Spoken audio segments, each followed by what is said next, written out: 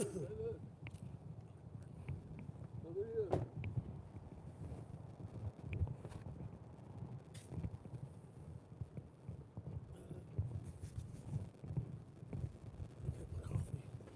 Oh, yeah.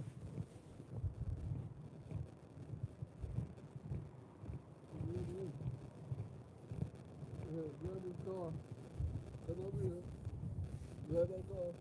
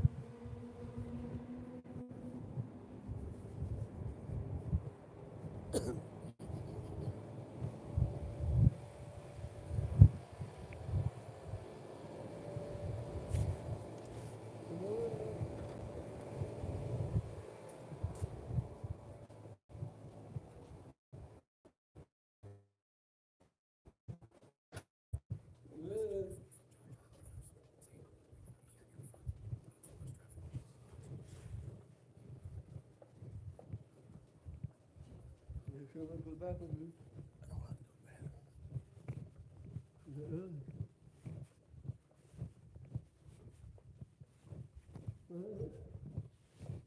Hello? Yeah. Come back. How you doing? Congratulations. Doing great and blessed. Hello, hello. Coach, how you doing? Hey, you'll come back outside. Yeah, Good to see you. yeah. Great to see you. Now you can enjoy the cold AC.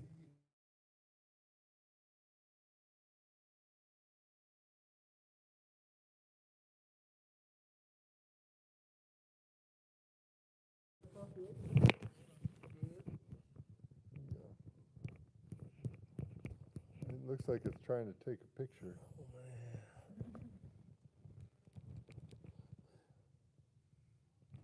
I'm trying to get on. Right, go do it. Do it because that looks like an iPhone. Wow. You hear something? Okay.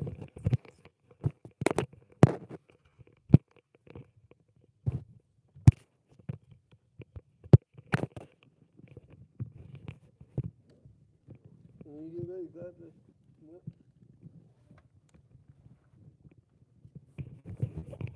That's good to see y'all. Yeah. How you been, Philip? Good to see you. Yeah, good. Pretty good. Yeah, it's so hot. You guys got air conditioning at your place, right? We do. That's good. I hope y'all do. Yeah, we do. We do. Yep. I was a little worried because I broke the air conditioner when we moved in, Yeah. and so we had to pay someone to replace it. And the guy said, "Well, it's a 2.5 ton air conditioner," and I thought, Existed? "Well, no, that's the refrigeration capacity." Yeah. And I thought to myself, gee, I had a 4 ton unit in El Paso, and I'm still in the South. Is 2.5 tons going to be enough? But so far, it's done pretty good. I hope it went right. Yeah, I hope you had this I too. don't know. We got a Carrier. I had good luck with Carrier last time. Yeah. So, I'm glad it wasn't. but you're right. You never know. Yeah. You just never know. I told you, I told you, pretty good shape. You don't need to take it when you take the money. Yeah, How y'all like the time better? The service change. yeah. Yeah. I think I like it for the most like it. part. I know for Wednesday it's a lot better for families because I mean getting out. I mean, yeah, it would end at 8:30, and you know you can't just run out the door, then it's like 9 o'clock before you're getting on the highway. That's kind of late, you know? Yeah, especially for a school night. I remember in El Paso, this was like 30 years ago. They made a change where instead of ending at 7:45, they started ending at 8 o'clock. And I remember we had one family complain. They kind of felt like the extra 15 minutes was kind of throwing a wrench in their kid's schedule. So I can't imagine what getting home at 9 o'clock would have done. So it was a long time ago. Oh yeah. How you like on Sunday nights? Hey, it's pretty good. We kind of thought that with the earlier time, maybe we would have a few more groups like going out to eat and stuff, but that's not what happened.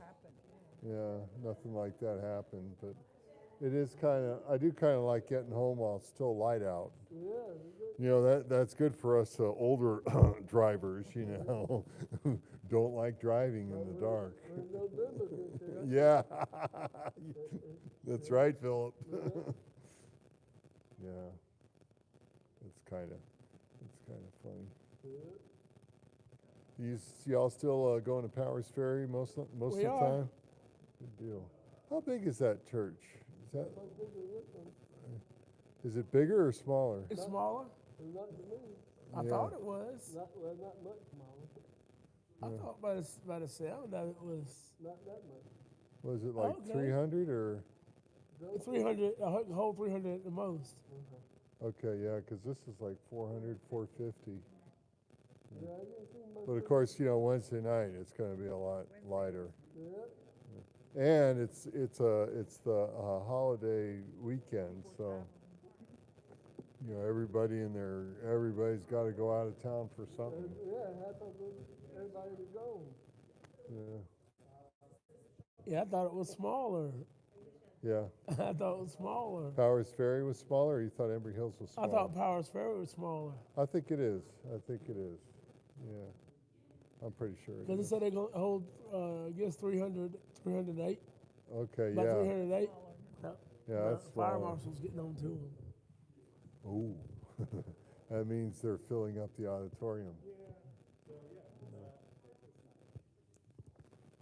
But we have about 200 and something people. Okay, all right.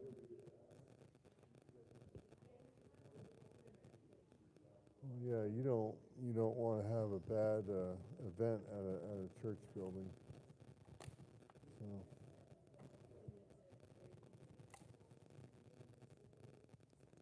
Oh man.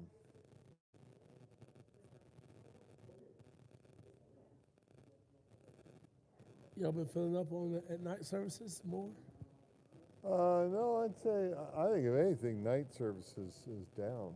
It doesn't seem as Still crowded. down. I think it's. I think some of it's the summer. Wow. I thought with it moving, I mean, it would have been probably fuller. No, it seems about the same.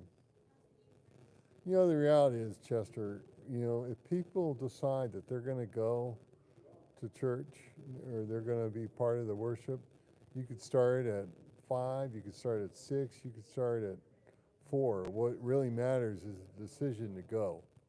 I mean, the time does kind of make it easier for some, but at the end of the day, it still boils down to a decision to do it,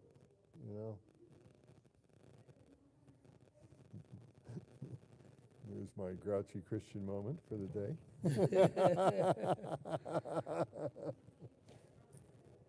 Yeah, I was thinking that our auditorium was smaller. Yeah, it might be. I can't remember Powers Ferry, but I know this one holds like 400. So. I think it holds about 500 of max, probably. You might be right. I know. Let's ask Dave once he finishes getting wired up for sound with the microphone and everything. Dave, you've been here a lot longer than we have. What's the auditorium capacity here?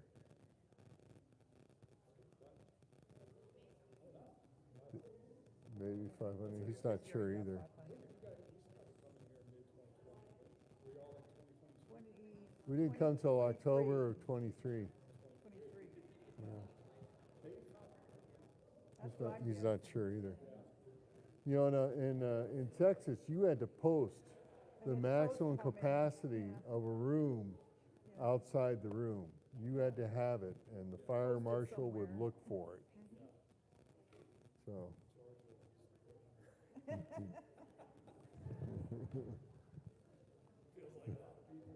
Yeah.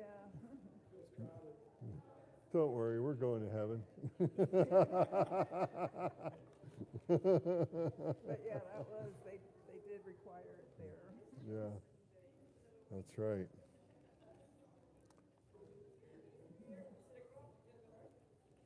Yeah, there we go. There's Becky. Hey, Marty, how are you? Hi, Good. Marty. Not Marty Broadwell, some other Marty in front of us. I don't know her last name. Yeah, we don't know her last name. What's your last name? Baker. Baker. Okay. Got it. Cause I said, don't sound like Marty. No. Oh, this is a girl one. Yeah, no, it doesn't. we just have a little fun, Marty, all right? Okay? It's okay. Yeah. Yeah. Cause when you say hello, Marty, and I heard a lady's voice, I said, Yeah. that can't Not be Marty Marty unless they Broadwell. had a sex change operation. Yeah, yeah. Yeah, that would be kind of a shock. Yeah. Probably get a. What are you listening? Oh, that's Philip listening. Okay. There you go. All right. No, that's your, Those were my glasses. yeah, that's your glasses. Oh, okay. That got fingers on it. Oh, okay. But I thought you hear fine, don't you, Chester? I thought. Yeah, I do. Okay. They have, I can take pictures with my glasses. Oh, okay. And then you could show it to. When they put slides up on the screen. Okay. You can do that. We should have something like that when we send people in to audit companies.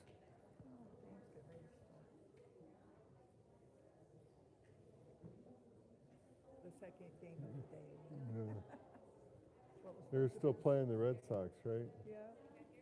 This should be the last game, so hopefully we win so we don't get Swept by the series.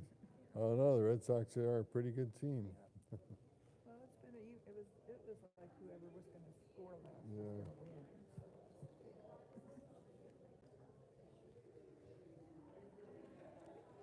My wife follows the Cincinnati Reds, so I guess they're doing good this year, aren't Playing they? at Fenway. I think they're about About in the middle. they're about in the middle. So even the Yankees are kind of in the middle, which is, you know, they used to be the Yankees were unbeatable. That's why everybody hated them. You know? The Yankees not at top anymore? No, I think they are, but I don't think so. I think the last score I saw they were kind of. Hey, Miss Katie. we'll look for the standings. Good. Because they were first place in their division. I think they're going through a slump. Let's see.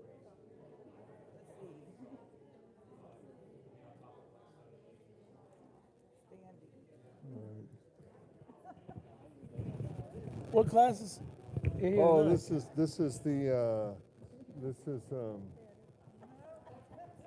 get my classes mixed up. This is Sermon on the Mount. Yeah, Yankees are on top. So we're in Matthew's chapters 5 through 7. Yankees are A on sermon top. on the Mount. Yeah, yeah. Boston's actually, Isn't that what I said? No, I must have said something You else. said Yankees. Yankees are on the top of the division. Okay, yeah, that's Becky talking about. Well, we were talking about that. I was Okay. checking But in their division or in the league? in their division. Okay, so they're top of their division. Where are they rank in the league, or does it say? I don't know. Okay, it doesn't say. Looks like they might be fourth.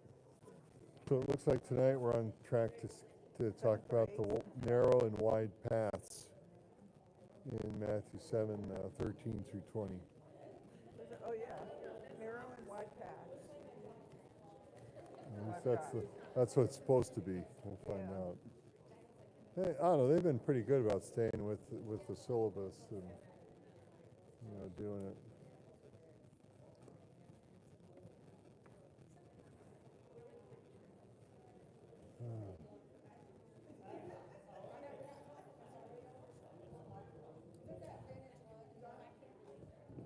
Wife wandered off to talk to Amps and Val Saldierna. Talk to who? Amps and Val Saldierna. Who are they? They come here. They come here Sunday morning, and I guess they're making it. They missed it a lot on Wednesdays, but they're here tonight. So you got new members? No, they're old time Church of Christers. I think they've been to a couple of different churches, but their Church of Christ, or yeah, they've been members of the church for a long time. Is what I meant. Sorry. because that makes it sound like it's a denomination. But it's not. I stand corrected. I'm sorry. And, boy, we're going to talk about false teachers tonight too, Philip. Boy. Yeah. So, anyway. Yeah, I think they started to come here. Actually, her daughter encouraged them to start coming here because her daughter went here. And of course, the grandchild is here, and now the daughter's had a second grandchild, and so this is kind of an opportunity for them to kind of see the grandchild too, which is good. That's one thing I've noticed here is that, it seems like families are a lot more, close in the sense of like going on vacations together and doing things together, I mean, we had that in El Paso too, but I don't know, it just seems like people here travel more.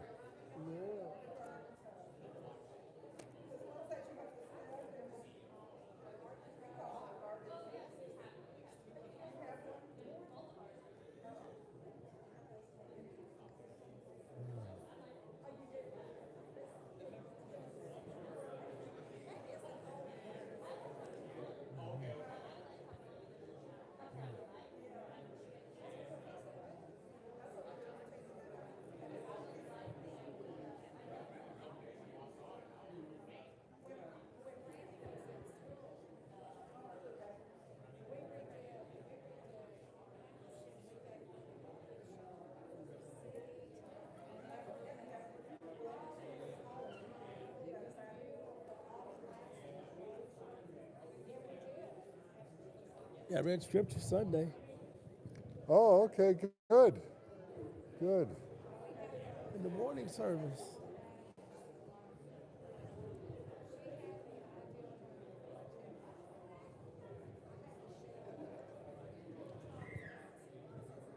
Yeah, we're doing 2 Sunday night services. Yeah. We're waiting out for you to get the morning service. Okay. Wait, they had 2 Sunday night services? Or no, I misheard you, surely. I read during 2 Sunday night services. Oh, okay, all One right. back in March, Oh, I in May. understand. and in June I got to read in the morning service. Okay, yeah. That's quicker than I ever did here. Yeah, Because most time it always be the night service. yeah. And then last time before I left here, Yeah. I got to read in the morning service. Yeah, Steve Cornett kind of coordinates all that. But you know, this church has got so many people that are willing to do something that you know, months can go by without you doing it, without doing anything. At least for me.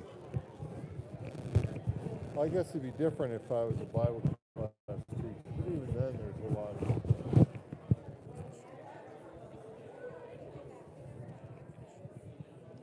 That's pretty good. That's pretty good. So do you remember Paul and Paula Maynor? Do you remember them? I do. I know they moved. Yeah, they did. They did. They had their last Sunday a couple of weeks ago. Yeah.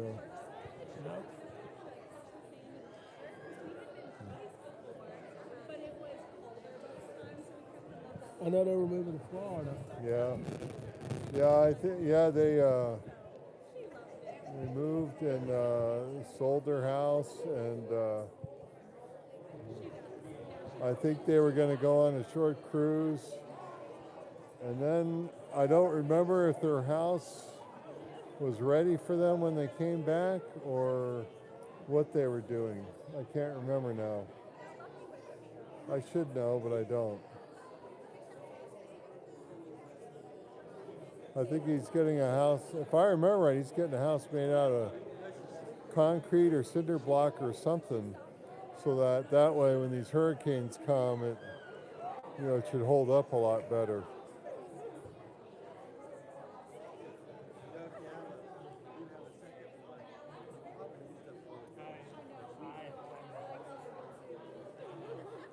I think that makes good sense. I think it's kind of dumb to build a house that can't handle a hurricane, especially if you live somewhere where hurricanes come pretty much every year. Maybe several.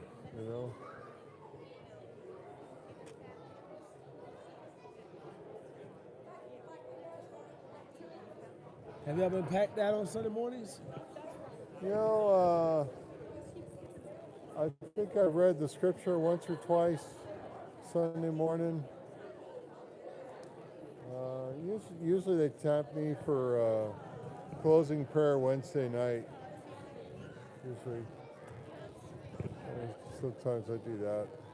So they haven't had quite as many people. No. I think they just have a lot of people that are willing to do a lot of different things here. So, pretty good.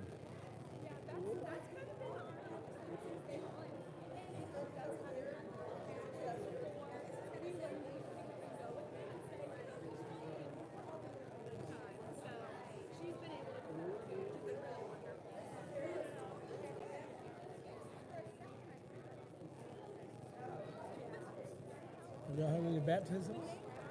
We had one yesterday that I know of because Teresa Evans invited my wife to go see it at 10 o'clock in the morning. So they went there, and then I'm told the water was really hot. I don't know what happened there.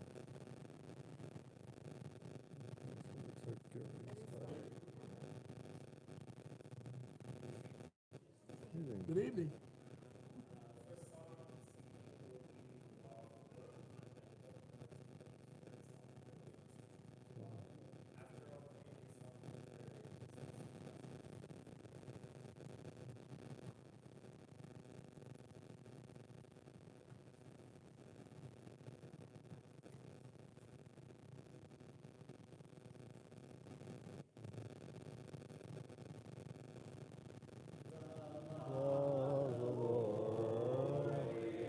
Perfect, converting the soul.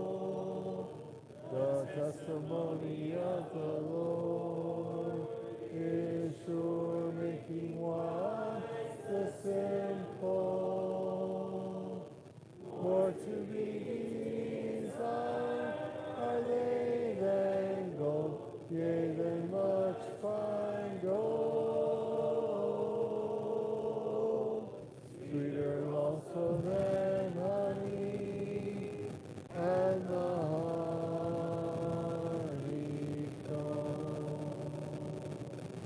The statutes of the Lord are right, rejoicing the heart.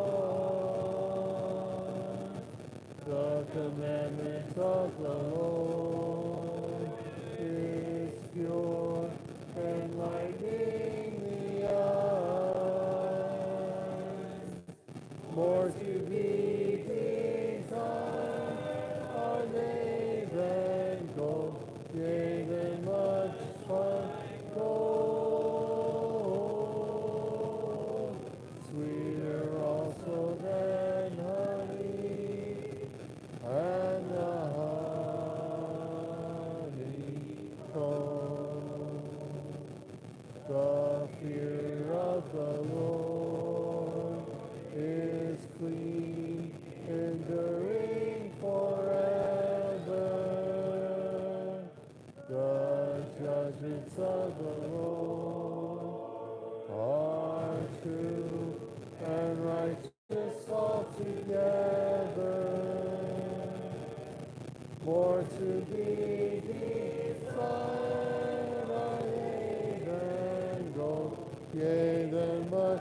find gold, sweeter also than honey and the honeycomb.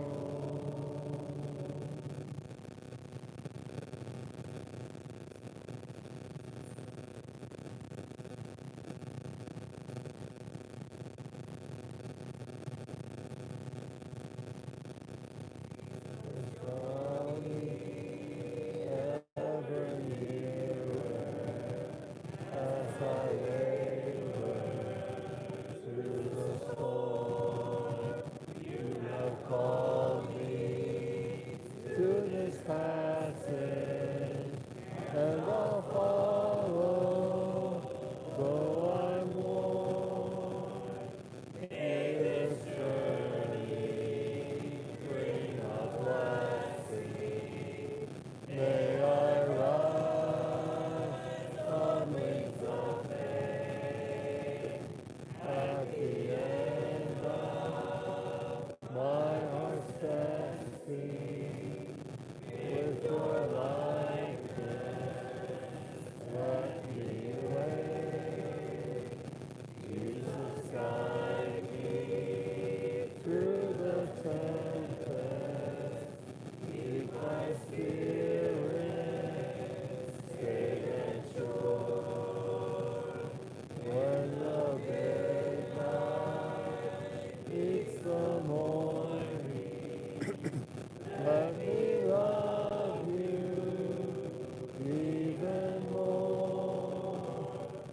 May this journey bring a blessing.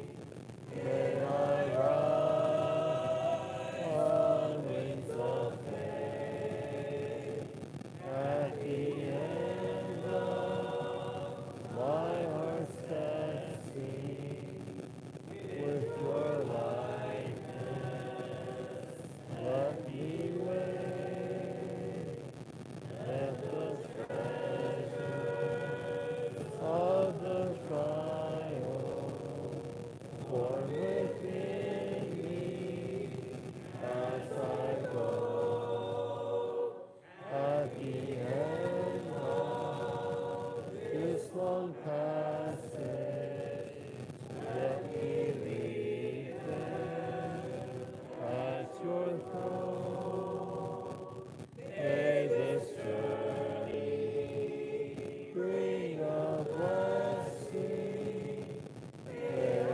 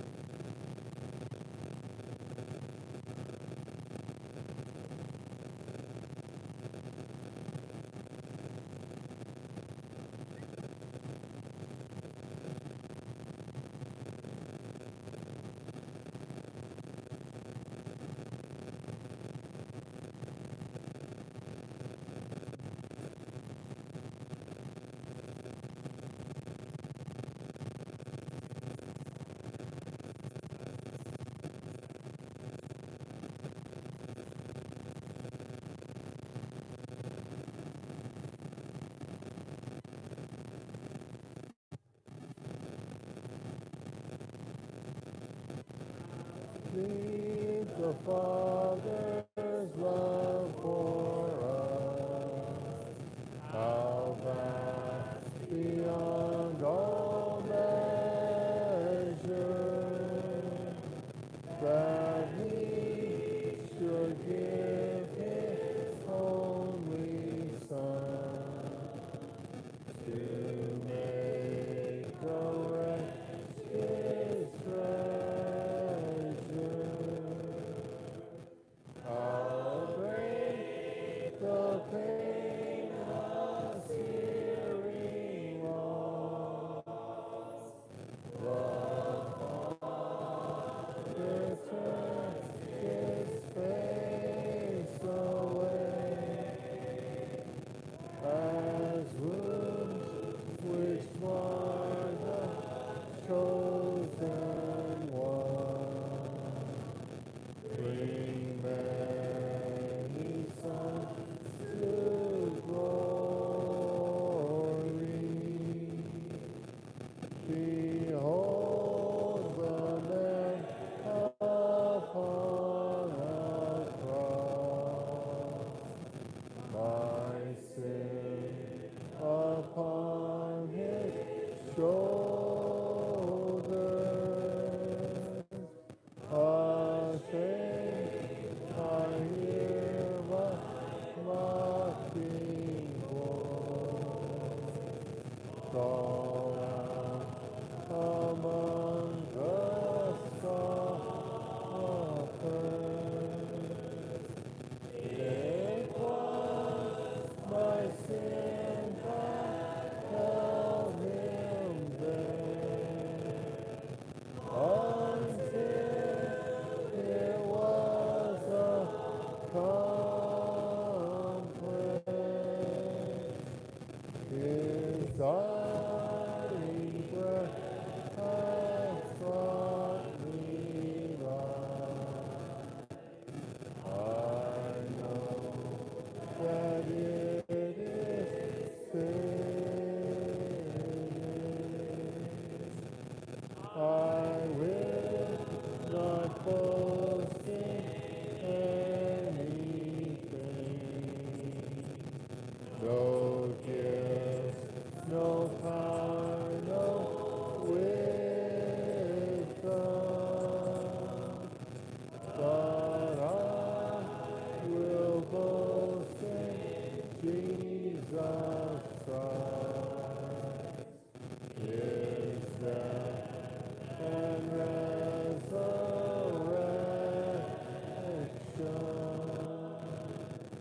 Why should I gain from His reward?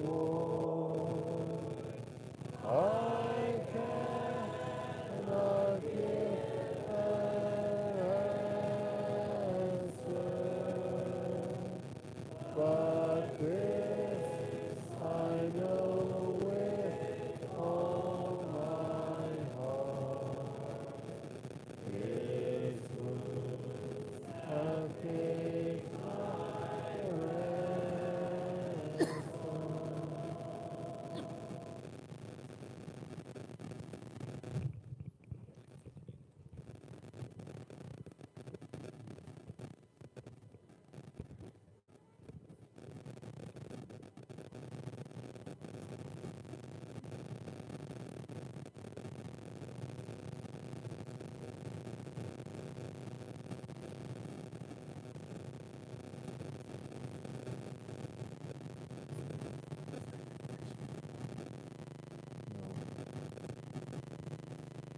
It's kind of weird because in the man class, that's it. There's no closing prayer. It just, I don't know, it's kind of strange to me. I'm so used to having that.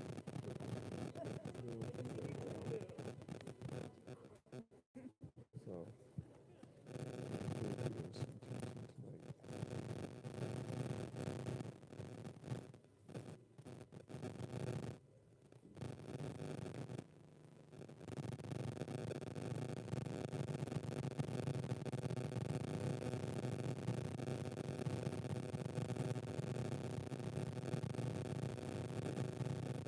Good evening.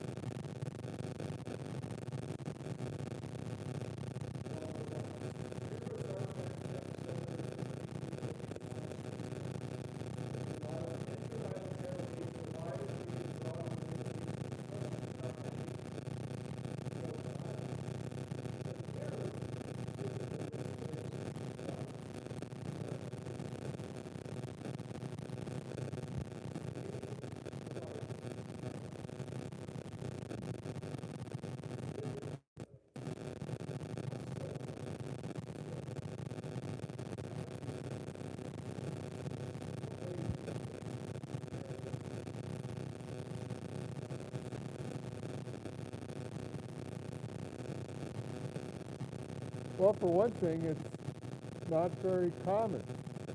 It's not something that, it's not like an exit on an interstate where it's clearly marked. You've got to kind of look around for the gate.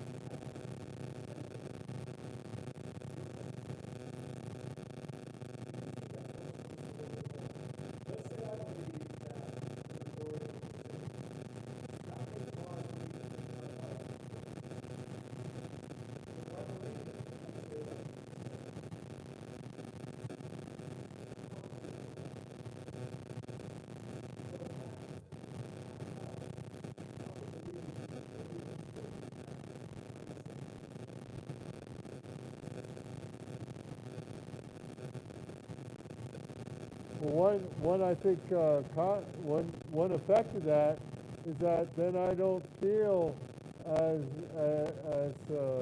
I don't feel the need to be sharing my faith because well everyone's already going to be saved anyway, so I don't need to say anything.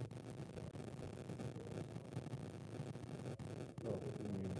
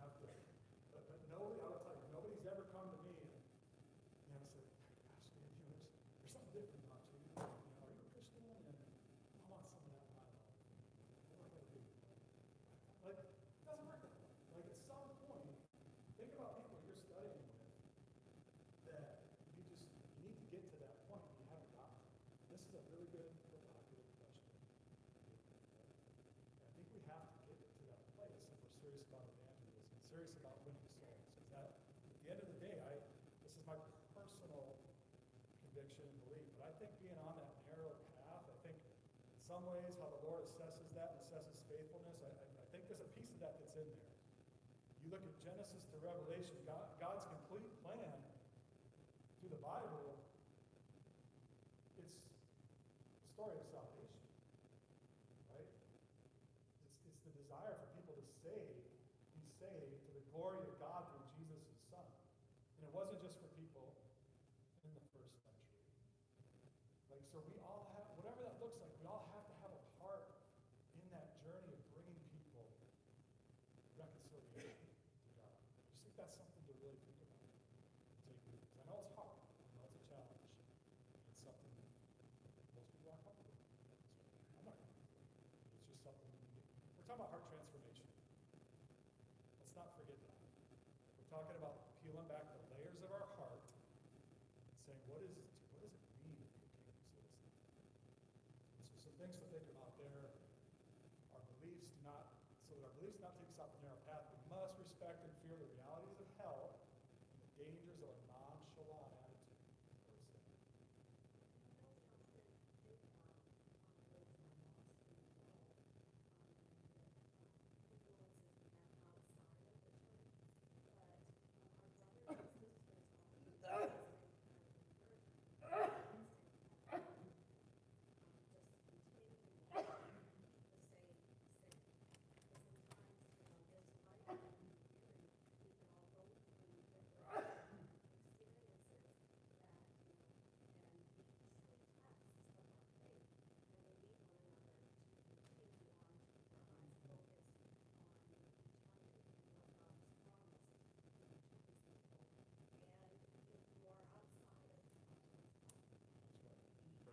It's evangelism, but then there's people fall away. Right? People are struggling. We're on the verge. So it goes to being connected, knowing our brothers and sisters, what their needs are, building the body, edification. They all go hand in hand. So I think that's really excellent point. I want to look at this thread. Love of the world. Again, what are we talking about? We're talking about threats. Staying on the narrow path. We mentioned the narrow path. We mentioned the narrow gate. Now we're all here tonight. We're all on this journey, all this walk, trying to stay on the narrow path. And so here's another threat, this love of the world. Many Christians have made big changes to separate themselves from the world, yet the spirit of the world remains within them. When I became a Christian 20, I don't know, I'm 56 now, 29, 30, whatever it was.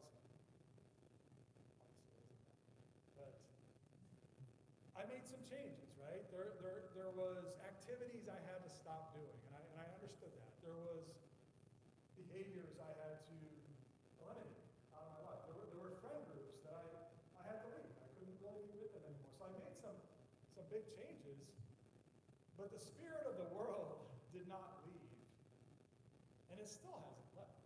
I contend, maybe you do too, with the spirit of the world every day on this walk. What do you think I mean by the spirit of the world? What do you think I'm talking about? Temptation, okay? I guess I would think of just the way you used to handle things as a non-Christian. You have tendency to want to handle them the same way, even though you're a Christian now. The same sense, the same speech patterns, the way you got angry or threw things or whatever, you know. I'm not saying you do that, I'm just saying. Never. Yeah, we have these old behaviors, right? They don't die easily, right? And they get conjured up in our thoughts and our minds. Philip.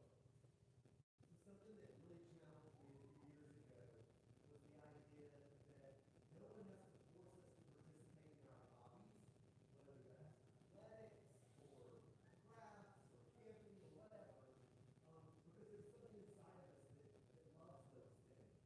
And that we should be asking ourselves, hey, I've been a Christian for 5 years, 10 years, 25 years, whatever.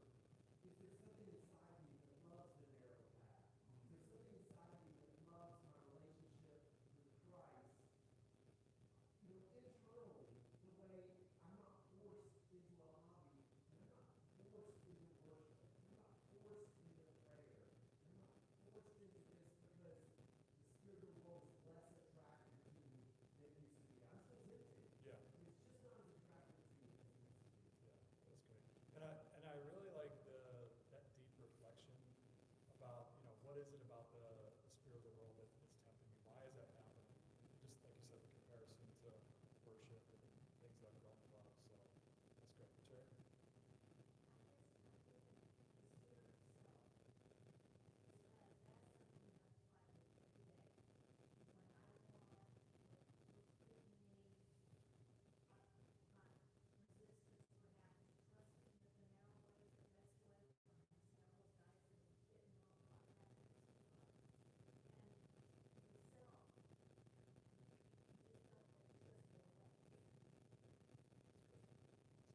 Self is till we die.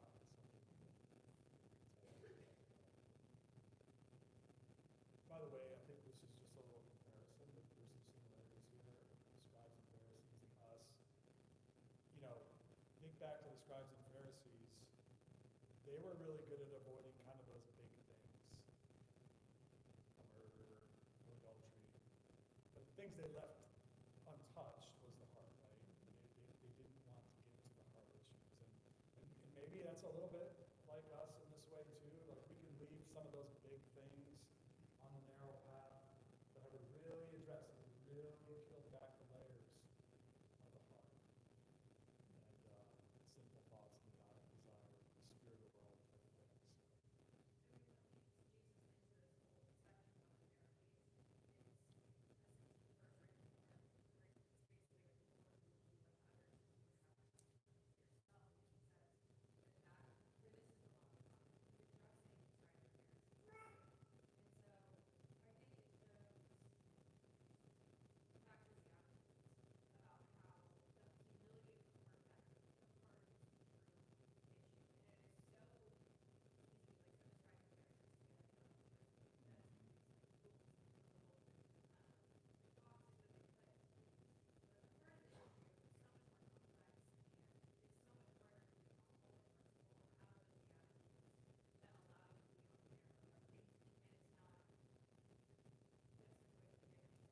Yeah.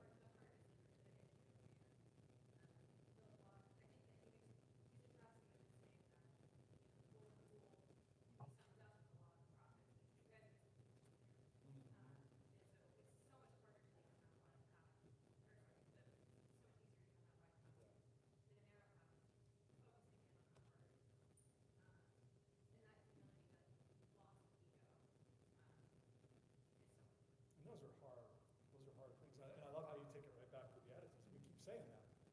I don't think it's an accident that the Beatitudes are first, because it's describing the character we need to have to go and do these things and to think about these things in this way. Do you remember remember that life on the narrow path started by entering the narrow gate, and that required repentance, turning from old ways and things like that. Do you remember this, the little subway turnstiles, right? You ever see anybody try to get their luggage through that thing? Right?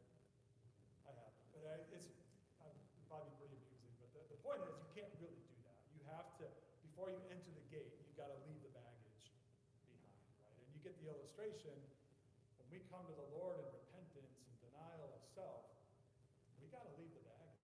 We got to leave the worldliness behind us. And sometimes that's hard to do. What's some baggage that we like to, we want to keep with us on the narrow path? I mean, what can you think of? What do we like to keep with us? Okay.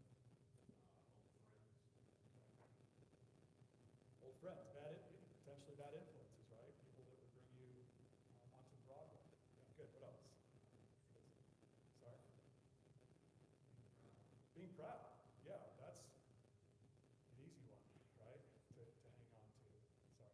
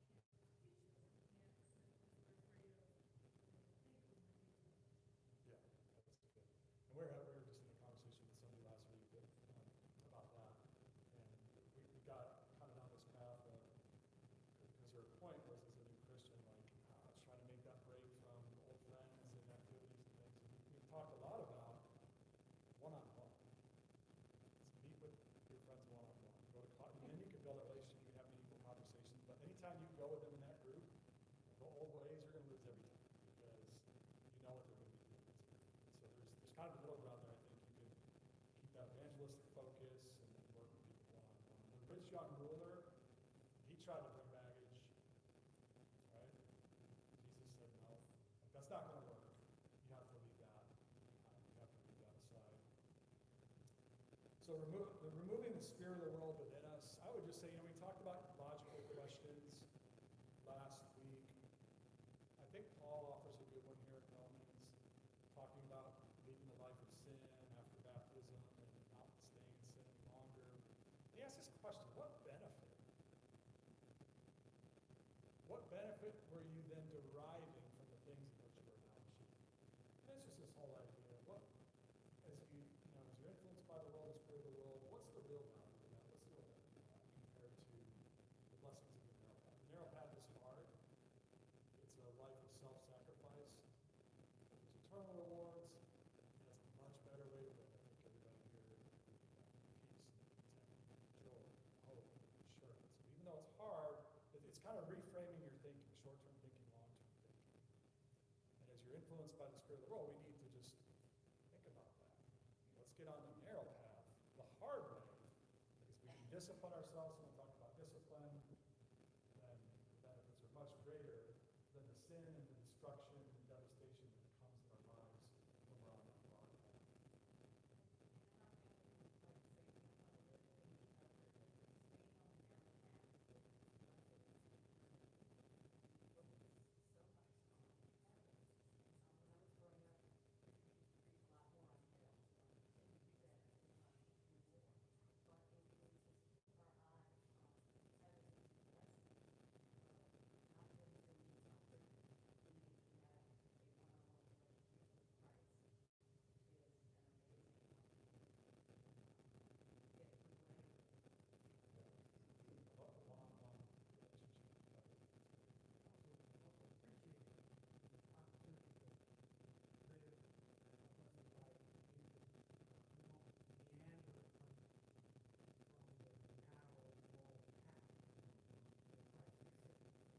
Yeah, if I'm grateful, right, for what God's done for me and in the community, that's going to keep me more grounded on the narrow path. I've kind of talked through some of these slides coming up, because I do want to get a little time for the last thread, so I would just ask, rhetorical question, where is the spirit of the world lie with me? Just to think about that. I want to talk about today's false teachers. Again, this whole section is about trying to stay on the narrow path, and that there's these influences that can get us sideways, whether they be our beliefs, not believing things Jesus said, our love for the world, or in this case, today's false teachers. And one comment about, I think it's important for teachers, we can talk about Judaizers and Gnostics and asceticism and all the things, and we need to learn the principles of that, but we have to really try to make this relevant to what's happening today. Otherwise, I think, we don't do people any good, and people can, it's the way to get off the narrow path if we're susceptible to some of these things. So let me read the verses, and then I'll share a few things that are on my mind with this. Beware of false prophets. This is the remaining verses 15 through 20. Beware of the false prophets who come to you in sheep's clothing, but inwardly are ravenous wolves. You will know them by their fruits. Grapes are not gathered from thorn bushes, nor figs from thistles, are they? So every good tree bears good fruit, but the bad tree bears bad fruit. A good tree cannot produce bad fruit, nor can a bad tree produce good fruit. Every tree that does not bear good fruit is cut down and thrown into the fire. So then, you will know them by their fruits. And there's some key points in here. False teachers can be deceptive, wolves in sheep's clothing. They're known by their fruits. And there can be an element of that the fruit of their lives. If I live a certain way, I'm teaching this, but my lifestyle is different, I may be exposed as a false teacher. But the real thing, the thing I wanted to touch on here is that the fruit of, they're known by their teachings as well. And that's a really important point that we need to be thinking about here. Today's false teachers. So just some general thoughts about false teachers. I'll just kind of tick through these pretty quick. It's not a new thing. They're always an issue. Old Testament, New Testament, there's verse after verse, throughout the Bible on the dangers of false teachers. They can come from within the church. Acts chapter 20, Ephesian elders, Paul talking to them, warning them about those threats that can come from within. They're not always overt. They can be rather subtle. And the last one, and I think it's really important, well-intentioned. And the reason that's important is just my opinion and observations. I think the threats we face today, it's not necessarily, like in the church, I mean, the world is going to be over, right? Like we know what that teaching is, but even just as Christians in the Lord's church, no one's coming here saying, Jesus didn't die for your sin. Like, it's not the things that are said. It's not the overt things that we need to fear so much. I think it's sometimes the things that are not said. They can have a kind of a slippery slope effect if we're not aware. And so I want to talk about that for a minute. Possible profile of a doctrinally sound church. And the reason I'm going to kind of walk through this is because it sets up the false teaching that I'm going to explain. Let me give you an illustration before I talk about this. I'm a father of 2 girls. They're 23 and 24 right now. But when they were growing up, it was trying to find the balance. I could have been like a super, super soft dad. What happens when that happens? No rules, no expectations. Like, we know that's not a good thing, right? They're going to grow up and they're going to be getting all kinds of crazy stuff, right? So, but on the flip side, but maybe they love me and like we get a great relationship. But then the flip side of that, like I can be tough, I can be hard, I can be stern, I can be unreasonable, like all those things. And yeah, they're going to be within the boundaries. But what's that relationship look like? It's probably not going to be a good relationship between father and daughter. And I use that illustration because I think similarly in churches, that same thing can happen. A church can be really soft. It can be grace, love, Jesus, relationships, emotions, feel connected, right? But there's weak on doctrine, weak on the truth, right? And we get that, and that's a very, very dangerous thing. We've been a part of a church like that. We lived in a previous state we lived in. We left because of that reason. But also on the flip side, there can be churches that are really firm in doctrine, sound in truth, and the facts and all those things. But one of the outcomes, unintended outcomes of that could happen is that there could be might not be as warm or as loving or as engaging. And I've been part of those churches, and probably you have too. And it's not an uncommon thing. You can read about them. They're, it's the impact of trying to stay in the truth, which is where we need to be. And so this is kind of what I just said right there. And again, this is going to the false teaching I think that we contend with today. Strong church can, not necessarily, that's why I said possible profile. A church like that could potentially, people may feel it's a little cold, a little rigid, a little informal. Here's the impact it can have on people. Members can lack being connected. They can feel like they don't have relationships. They can feel like there's no emotional kind of intimacy. And their real heart issues, real things they're dealing with aren't being met. And that can just be something that happens potentially in a church like that. Here's where the concerns come into play. If you're a church member that feels that way, is impacted that way, and you feel like there's a loss of connectivity or anything like that, or you don't have, there's not a focus on relationships, you can stay, remain disengaged, remain isolated, but the risk is this: you could fail to become what God has designed you to become. Think back to what this whole sermon is about. It's about growth. It's about unlocking our potential as kingdom citizens and being all we can be. And if you're feeling in some kind of way like that, and you just kind of hunker down and, I don't, right? Then we don't ever become what God has intended us to be. The other thing, and this leads finally to the false teaching, people can get frustrated, they can leave and find a church where their needs can get met. And oftentimes, because of what they're not getting in that one congregation, they sacrifice the truth. They compromise the truth. And here's where a certain blend of false teaching, I think, is that it's been for a while entering in, and you may hear it by different names. Have you ever heard of the term the core gospel? It can show up, I'll explain it, but it can show up in different ways. Every kind of blend of false teaching, premillennialism, Calvinism, whatever, has different tentacles. But kind of the root of this is it comes from 1 Corinthians 15:3-4, where Paul says, "For I delivered to you as of first importance what I also received, that Christ died for our sins buried, raised on the third day according to the scriptures. It's this idea that if we have that, if we can align and agree on that, that's all we need. And so it kind of looks like this. Doctrine has this different levels. In the middle, there's this core. That's the essential doctrine. It's the death, burial, and resurrection of Jesus. And we're going to align on that. But then on this outer circle, well, there's things that are important. They're a little bit less important than essential doctrines. Those might be things like repentance or baptism. People want to categorize things in that way.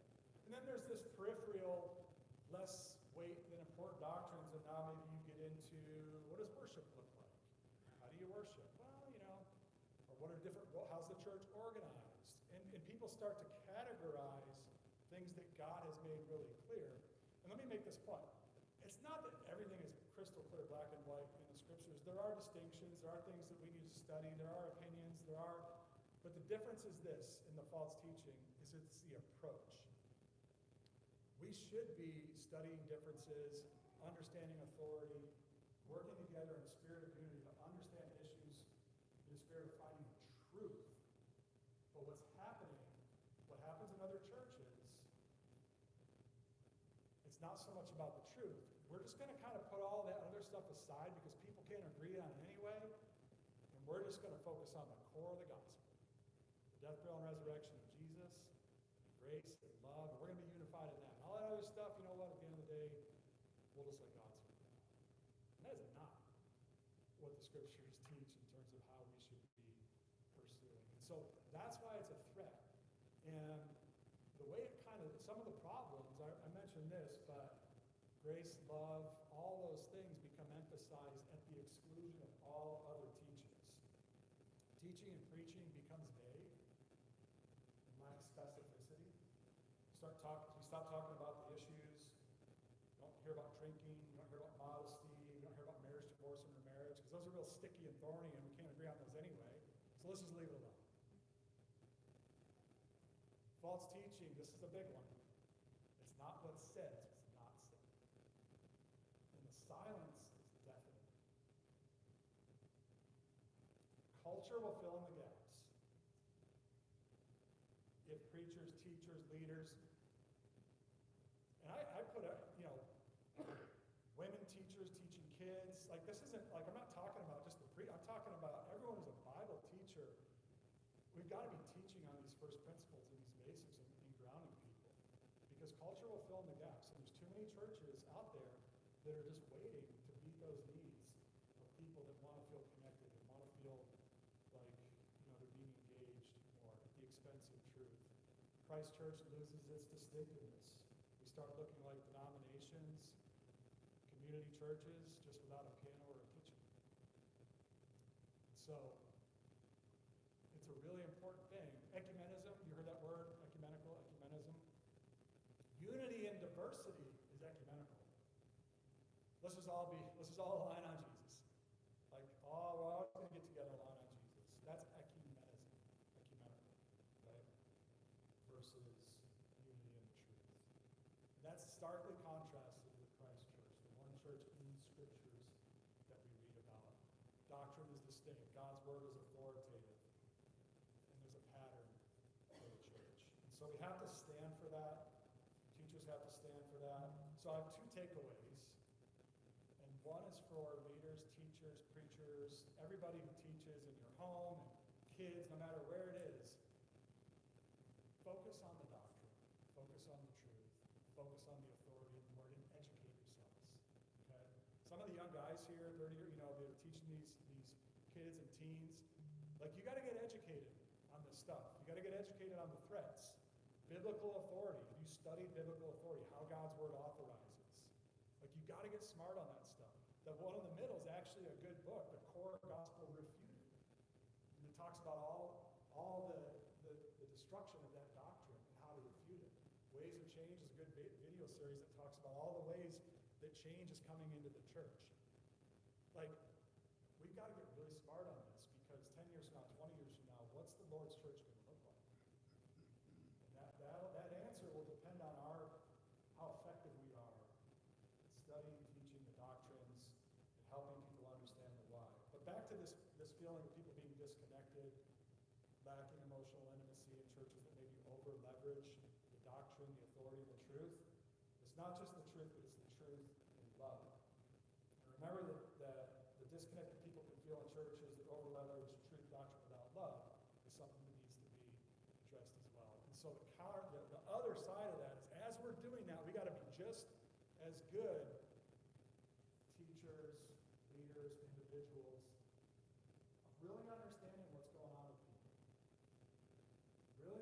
Really getting involved, really talking about the real issues that we have, that we struggle with. And these things are what we face. And so the point is, we've got to be balanced. We can never compromise on truth and authority. And so if you're one of those church members feeling disconnected and lacking a sense of community, let me encourage you to shift your perspective a little bit. Don't think about it as, especially if this is a big church, right? So comparatively speaking, a big church. Don't think about it like, the church is so big, I'm not connected. Like, what can you do individually to build relationships and connect with people? Like, don't look at it so much as a group, but one-on-one relationships is something that can really, really help. And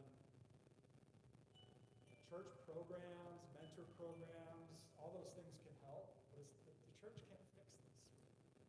Like, you got to lean in and work on those things. If you're thinking about, if anyone would think about, well, I need to go somewhere else and have my needs met, just be careful. Think about those false teachings. Think about the things that aren't being taught. Don't compromise on doctrine. So, any, no time to discuss, I guess. But any really quick, any questions or thoughts? Okay. Sorry, I ran out of time. Thanks, everybody.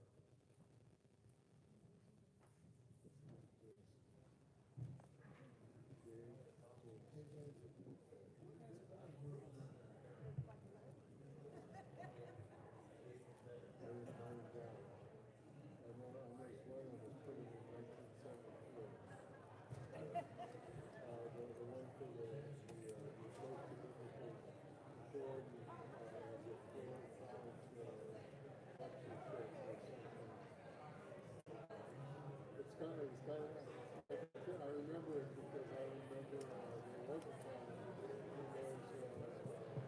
argument about whether or not it's okay for churches to have church buildings. Couldn't have a picture of church buildings. So that's why I remember it. Yeah. Still up front. Yeah, couldn't be bad. We get him. You ready? Walk up this way. Okay. All right. You know something? We can walk me up there. Okay. Yeah. Okay. Enjoy sitting with you. Huh? Enjoy sitting with you. Oh, sure, Chester. It's always good to kind of see you. Good to see you too. Thanks. Behind us. Yeah. What would it be like to walk with him again?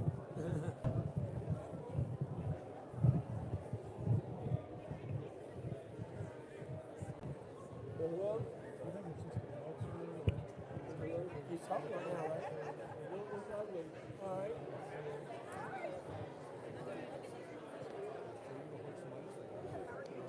Hey, Chester. Hey, how you doing, brother? Good to see you, man. It's been a while. Great to see you too. Too, yeah. Yeah. What's the name of those books? So there's the Core Gospel Refuted, and another one is from Florida College. It's about the authority. It's authority in the church, essentially. So there's another good book, Ascertaining Bible Authority. Can you send me a text to that? Yeah. I apologize. Are you in the? I don't have my phone. Are you in the bulletin? No. I can tell to you. Let me grab my phone. Hold on one second.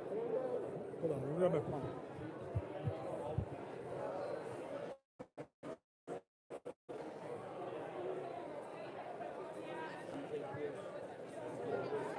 All right. Tell me your number. It's 404 Okay. 901 Okay. 8835. 8835. Can you put your whole name? 404-901-8835. Okay. Yeah. Can you put your whole name with it? Yes. Yeah. Give me a chance. Give me a day or two to find the books, make sure I got the right names, and then I'll text them to you. Okay. Okay? Good right. seeing you guys. Good seeing you too. Yeah, all right. Very good. All right, so good. All right, bye, buddy.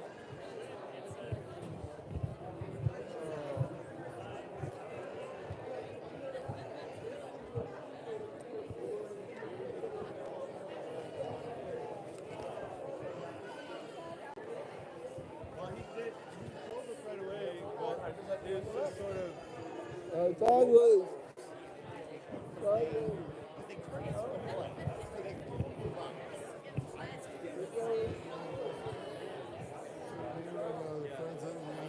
hey, Chester. Hey, brother. Yes. Oh, okay, you're just saying hello. All right. Did you get your question answered from I did. Dave? Good. Good. You know, some of that is just part of getting older. You know, it's just, you just aren't gonna, it's just harder to get those relationships as you get older. It doesn't come like it did in high school or whatever. You know, once you start working it, you know, you're kind of, it's a much bigger age group. And then as you get older, I've noticed that, you know, for Becky and I, you know, we're in our 60s. And so, you know, yeah, you have to be intentional about trying to form friendships, because a lot of older people, you know, they just want to, you know, go see their kids or their grandkids, or they want to go on vacation somewhere. And so you got to be intentional about trying to, you know, get to know other people. So he's right. But it is true also that, you know, a lot of people do look for something, you know, they want to come to church and feel good. You know, I mean, there's a lot of truth to that. And I gotta admit, I've been swayed by some of that stuff too. You know, especially that idea that some doctrines aren't important. Sometimes I found myself thinking that from time to time. So, mainly when I don't really know what the answer is. But yeah, there's a lot of truth to that. It's a good class. Yeah, we didn't talk about the wide path thing. No, the main, well, they kind of talked about the wide path indirectly.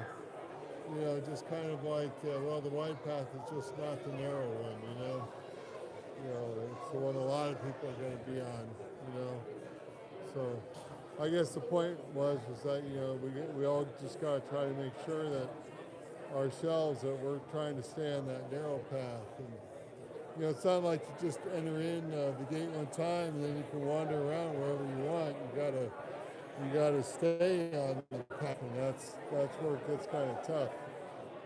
I think that's why Jesus was always warning us about, you know, you remember the 4 kinds of soil. You know, yeah, you know, we start out, you know, the farmer starts out, but, you know, sometimes the worries of this life, you know, choke out the word and make it unfruitful. You know, that's not a good thing. Sometimes we're hard and we never get started.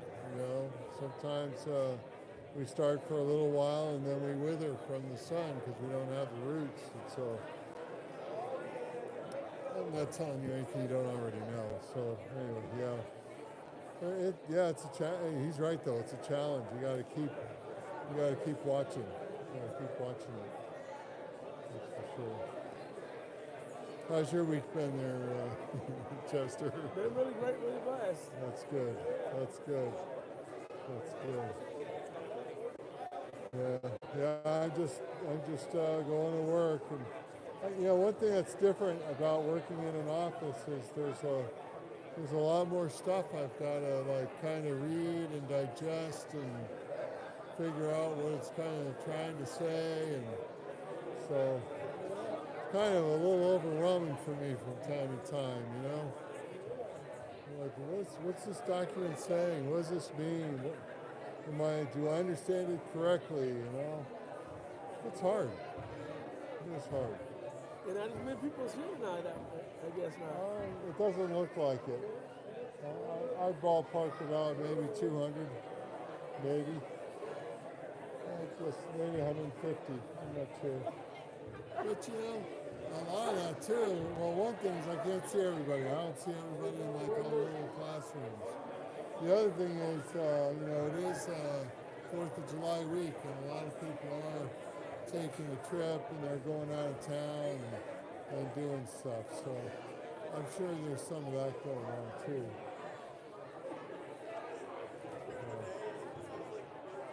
Yeah. Yeah.